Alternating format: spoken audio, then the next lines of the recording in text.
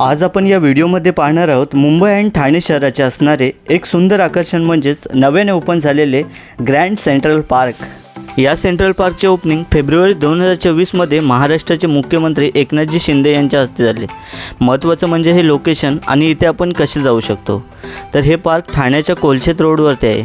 जर आपण सार्वजनिक वाहनाने इथे येणार असू तर ठाणे रेल्वे स्टेशनवरून आपल्याला बाहेर असणाऱ्या बसेस, रिक्षा, शेअरिंग रिक्षा किंवा कारने इथे येऊ शकतो। एंट्री गेटला आल्यानंतर तुम्हाला इथून तिकीट घ्यावे लागते।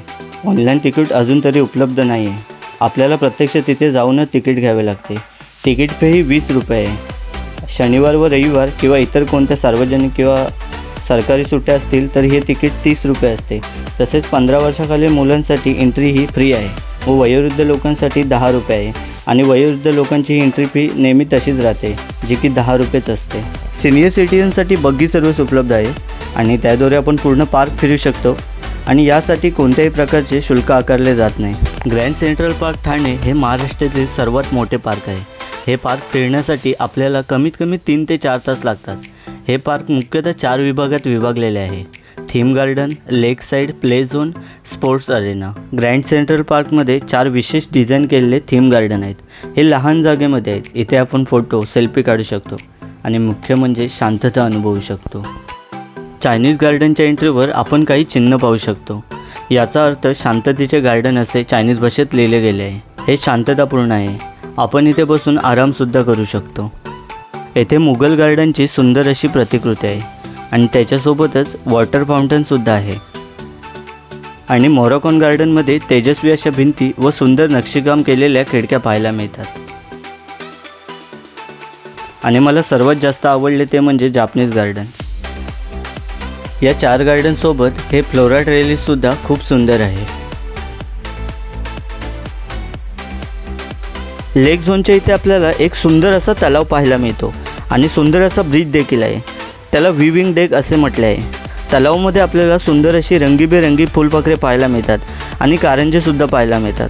आणि त्याच्याच बाजूला एक सुंदर अशी प्रमुख जागा आहे जिथे बसून आपण शांत संध्याकाळ अनुभवू शकतो। इथेच आपल्याला एक एम्पी थिएटर आणि स्टेज पाहायला मिळतो।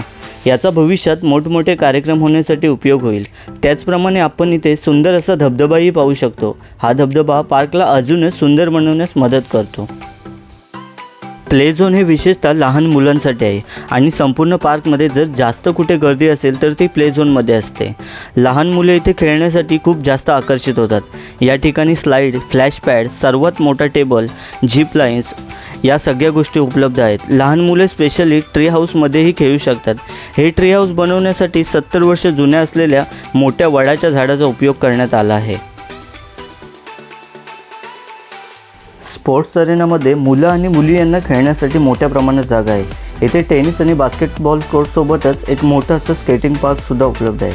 मुंबईमध्ये असे कमी ठिकाणे आहेत जिथे मोठ्या प्रमाणात स्केट पार्क उपलब्ध आहेत। माझ्या माहितीनुसार बांद्रामध्ये अशा प्रकारचा एक पार्क आहे व त्याच्या व्यतिरिक्त हे एक पार्क आहे। स्केट अरेना इथे उत्तम प्रकारे तयार करण्यात आला आहे। बास्केटबॉल आणि टेनिस कोर्टसुद्धा अतिशय सुंदर आहेत। जर आपल्याला खेळायचं असेल तर इथे आधी आपल्याला बुकिंग करावं लागतं, विशेषतः टेनिस कोर्टसाठी।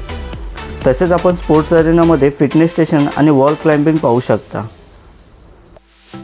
अशाच नवनवीन व्हिडिओसाठी माझ्या चॅनलला नक्की लाईक, शेअर, सबस्क्राईब करा आणि जर व्हिडिओ आवडली तर कमेंटद्वारे मला प्रतिक्रिया कळवा।